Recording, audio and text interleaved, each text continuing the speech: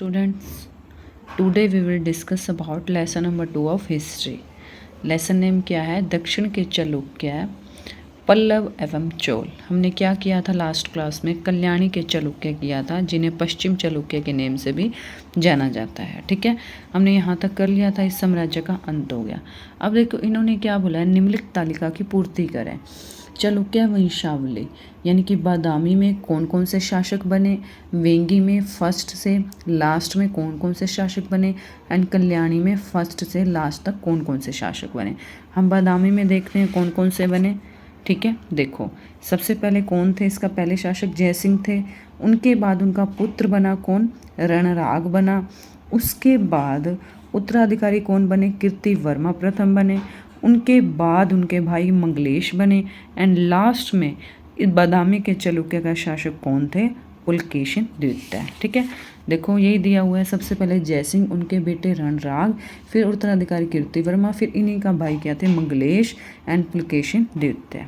ठीक है, अब वेंगी में हम वेंगी का देखते हैं। वेंगी में सबसे पहले देखो विष्णुवर्धन प्रथम बने, विजयादित्य सेकंड बने, थर्ड बने, उसके बाद चालुक्य भीम बने। देखो कैसे, विष्णुवर्धन प्रथम बने, उसके बाद विजयादित्य द्वितीय बने, विजयादित्य तृतीय बने, उसके बाद देखो विजयादित्य तृतीय के पश्चात चालुक्य भीम बने। ठीक है, उसके बाद कल्याणी में देखो तैल द्वितीय ने क्या किया था? परास्त किया था किसको? कर्क को। तैल द्वितीय के बाद कौन बने? सत्यश्रय, विक्रमादित्य पंचम, अयन द्वितीय और जयसिंह द्वितीय इस वंश के शासक रहे। इनके बाद कौन बने? सोमेश्वर प्रथम बने। सोमेश्वर प्रथम के बाद सोमेश्वर द्वितीय बने, विक्रमादित्य षष्ठ बने, उनके बाद सोमेश्वर तृतीय बने, जगदेव मल तैल शासक हुए, और उसके बाद भी एंड में कौन बने?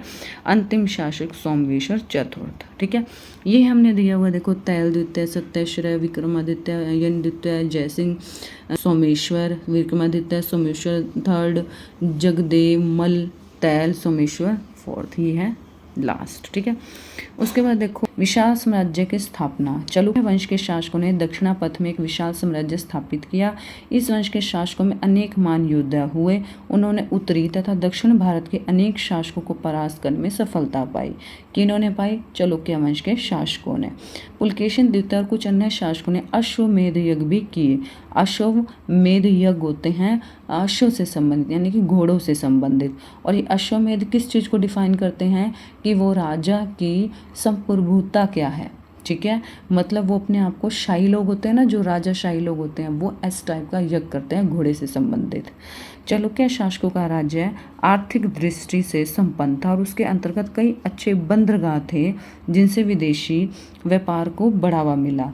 बंदरगाह मीन्स होता है एक ऐसी जगह जहाँ पर बहुत बड़े बड़े जहाज, जो सामान आता है ना, वो सामान एकदम से तो हमारे पास नहीं आ सकता ना, उसके बीच में एक नाव होती है। नाव से उस सामान का आदान और प्रदान होता है, वो होते हैं बड़े बड़े बंदरगाह। ये समुद्र के किनारे जो होते हैं, बड़े बड़े समुद्र होते हैं जिनसे हमारा सामान पास आउट होता है, वहाँ से हमारे को आपूर्ति होती है नाव के अकॉर्डिंग, उसको बोलते हैं अच्छे बंदरगाह। ठीक है, वहाँ पर बंदरगाह थे। उसके बाद देखो क्या था, एंड धार्मिक सहनशीलता वहाँ पर क्या थी?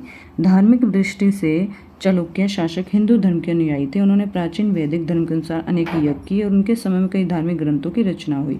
उन्होंने हिंदू धर्म को संरक्षण देकर विष्णु तथा शिव के मंदिरों का निर्माण करवाया, लेकिन अन्य धर्मों के प्रति उनका व्यवहार सहनशीलता का था।